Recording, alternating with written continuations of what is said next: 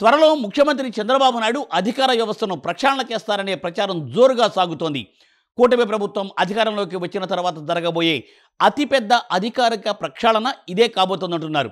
అంటే గత ప్రభుత్వ తప్పిదాలకు కొమ్ము కాస్తున్న అధికార యంత్రాంగంపై వేటు వేయడానికి ముఖ్యమంత్రి సంసిద్ధమయ్యారా? ప్రభుత్వం మారినా మాజీల భజనే చేస్తున్న అధికారులకు ఇక ముడినట్లేనా? డీటెయిల్స్ ఈ స్టోరీలో.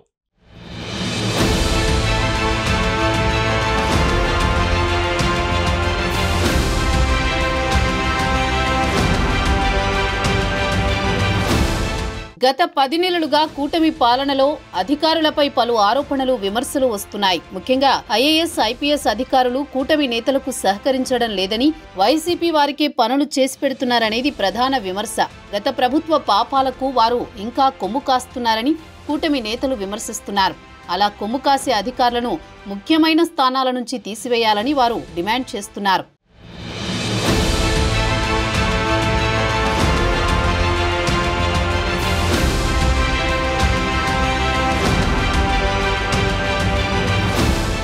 జగన్ మనుషులుగా గుర్తింపు పొందిన వారు కీలక స్థానాల్లో ఉన్నారని, వారందరినీ బయటకు పంపాలని తెలుగుదేశం పార్టీ నేతలు ముఖ్యమంత్రి చంద్రబాబుపై ఒత్తిడి తెస్తున్నారు. కూటమి ప్రభుత్వం గత 10 నెలల్లో ఎన్నో మంచి పనులు చేసినా, సంక్షేమ కార్యక్రమాలు అమలు చేసినా ప్రభుత్వానికి మైలేజ్ రావడం లేదు. ముఖ్యంగా టీడీపీ కార్యకర్తల అసంతృప్తితో ప్రభుత్వ పెద్దలు తీవ్ర ఇబ్బందులు పడుతున్నారు. అధికార వ్యవస్థతో పనులు చేయించుకోవాలని ఎవరైనా ఇంతేనని చంద్రబాబు చెప్పినా తమ్ముళ్లు మాత్రం ఒప్పుకోవడం లేదు.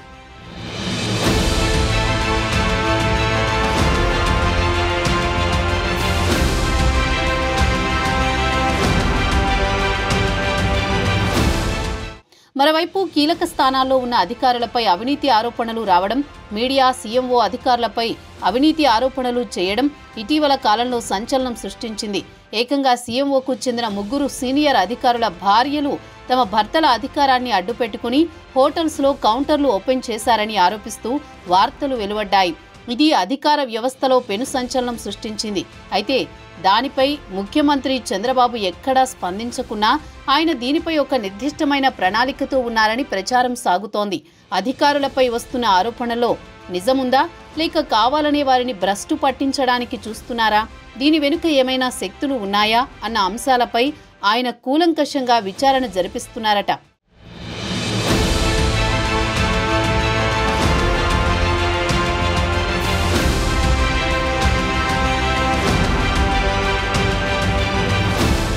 మరోవైపు కీలకమైన శాఖలకు అనుభవం లేని ఐఏఎస్లను నియమించారని, వారు తమ అనుభవాలేమితో లేనిపోని తప్పులు చేసి ప్రభుత్వానికి ఇబ్బందులు సృష్టిస్తున్నారనే ఆరోపణలు వస్తున్నాయి. దీనిలో చాలా వరకు వాస్తవం ఉన్నా అధికారుల కొరతతో జూనియర్లను నియమించాల్సి వస్తుందని ప్రభుత్వం చెబుతోంది. కాగా అనుభవజ్ఞులైన తమను ఎందుకు కీలక పోస్టుల్లోకి తీసుకోవడం లేదని కొందరు సీనియర్ ఐఏఎస్లు ఆంతరంగిక సమావేశాల్లో ప్రశ్నిస్తున్నారట. దీనిపై ముఖ్యమంత్రితో చర్చించాలని వారు భావిస్తున్నారట.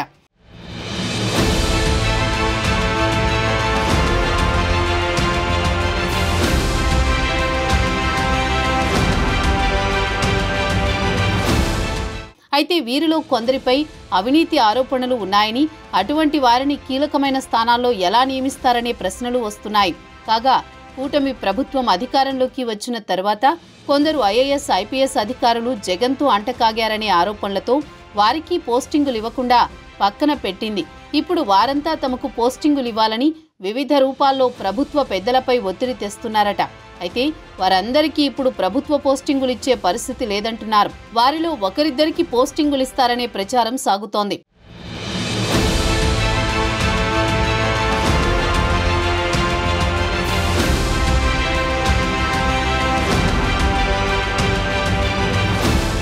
మరోవైపు కీలకమైన స్థానాల్లో ఉత్తరాదికి చెందిన ఐఏఎస్లు ఉన్నారని, వారికి స్థానిక పరిస్థితులు తెలియవని, వారంతా ఒక మూసలో పనిచేసుకుంటూ వెళుతున్నారని, దీనివల్ల కూడా ఇబ్బందులు వస్తున్నాయనే ప్రచారం ఉంది.